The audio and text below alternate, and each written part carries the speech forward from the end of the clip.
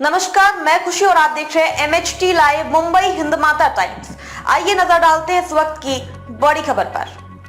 राज ठाकरे का बड़ा बयान। बीजेपी ने अगर उद्धव ठाकरे के 2.5 साल के लिए मुख्यमंत्री पद दे दिया होता तो राज ठाकरे ने शिवसेना यूबीटी प्रमुख उद्धव ठाकरे पर जमकर हमला बोला। मनसे चीफ ने कहा कि 2014 से लेकर 2019 तक उद्धव बीजेपी के साथ थे, तब उन्होंने विरोध क्यों नहीं किया। महाराष्ट्र में लोकसभा चुनाव को लेकर सियासी हलचल तेज है। इसी बीच शनिवार को महाराष्ट्र नवनिर्माण सेना मनसे प्रमुख राज ठाकरे ने रत्नागिरी सिंधुदुर्ग लोकसभा क्षेत्र में बीजेपी के उम्मीदवार केंद्रीय मंत्री नारायण राणे के पक्ष में एक रैली को संबोधित किया।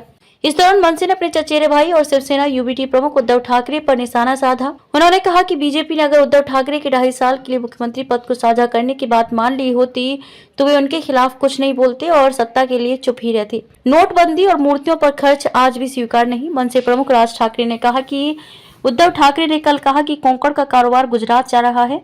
आप 2014 से 2019 तक उनके साथ रहे, तब आपने विरोध क्यों नहीं किया? क्या ऐसी कोई जानकारी है जो कहती हो कि कोंकण में प्रोजेक्ट आया तो धमाका हो जाएगा? परमाणु अनुसंधान केंद्र मुंबई में स्थित है।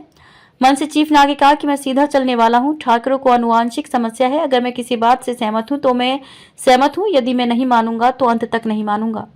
मैंने 2019 के विधानसभा चुनाव में सार्वजनिक रूप से मोदी का विरोध किया था। कुछ बातों पर आज भी सहमति नहीं है।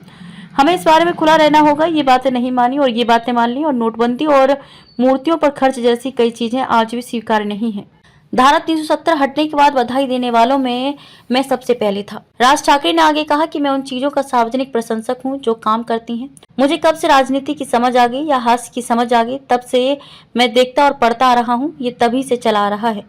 धारा 370 खत्म करो। हालांकि मोदी ने इसे रद्द कर दिया। आपको ये स्वीकार करना होगा, जब कश्मीर में धारा 370 हटाएगी तो सबसे पहले बधाई देने वालों में मैं ही था। नरेंद्र मोदी की सरकार के कारण राम मंदिर बना।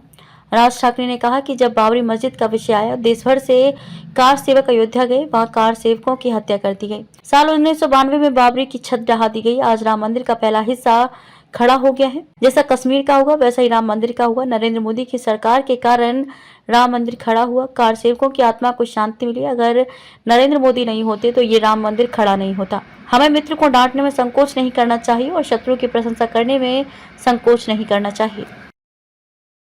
खबरों में अब तक के लिए बस इतना ही। फिर होगी आपसे मुलाकात ऐसी ही एक और बड़ी खबर के साथ। तब तक के लिए नमस्कार और देखते रहिए MHT live Mumbai Hindmata times. ऐसे ही लेटेस्ट अपडेट्स के लिए हमारे चैनल को सब्सक्राइब करें और तुरंत नोटिफिकेशन पाने के लिए बेल आइकन प्रेस करना ना भूलें। और अगर आप हमें फेसबुक के माध्यम से देख रहे हैं तो हमारी पेज को फॉलो जरूर करें। धन्यवाद।